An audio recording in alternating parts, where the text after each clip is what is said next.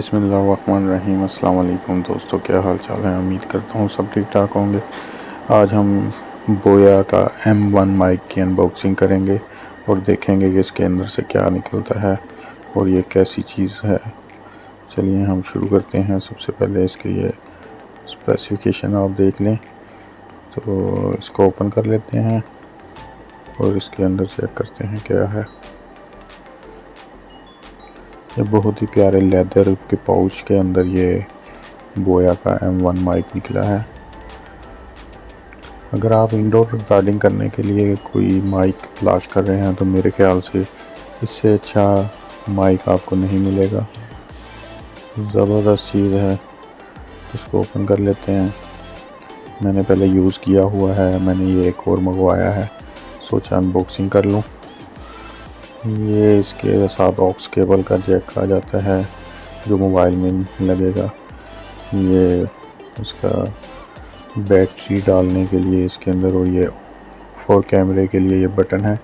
अगर आपने किसी कैमरे वगैरह पे लगाना है तो इसको कैमरे की पोजीशन पे कर दें, अगर मोबाइल पे लगाना है तो ऑफ पोजीशन पे रहने दें, ये मोबाइल पे काम करेगा। और ये इसके साथ देखते हैं क्या निकलता है इसके अंदर से। ये है कोई आपने बड़ा माइक या बड़े स्पीकर वगैरह में इस्तेमाल करना है तो ये माइक, ये इसकी बैटरी है और ये इसका नॉइज़ कंट्रोल करने के लिए समझ ले फ़िल्टर है जो इसके ऊपर लग जाएगा इस तरह से।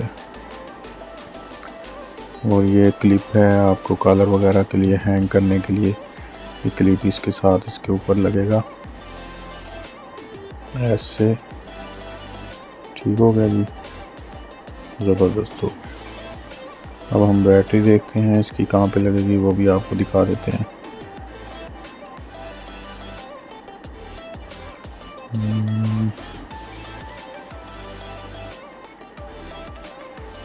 बैटरी का नेगेटिव और पॉजिटिव देख के इसके अंदर डालनी है, ताकि ये देखिए ये पॉजिटिव साइड होती है और उसके अंदर जो स्प्रिंग वाली साइड होती है वो पॉजिटिव होती है। आपने इस तरह से इसके अंदर बैटरी डाल देनी है। ठीक है जी। ये बैटरी तब यूज़ होगी जब आप इसको DSLR या किसी और पर्पज़ के लिए कैमरे वाली साइड पे इसका बटन करके यूज़ करेंगे, तब ये बैटरी यूज़ होगी। मोबाइल के लिए ये बैटरी यूज़ नहीं होगी।